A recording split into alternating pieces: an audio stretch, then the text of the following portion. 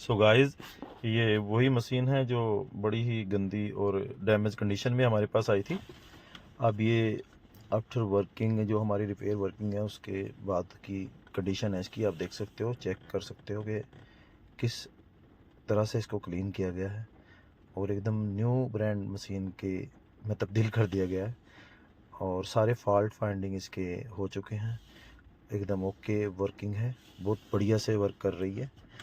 तो ऐसे हम मशीन थोड़ी अच्छे से रिपेयर करते हैं यहाँ पे चंडीगढ़ में। इंडस्ट्रियल एरिया फेज़ 2 में हमारा ऑफिस है, plot number 915A, industrial area phase 2।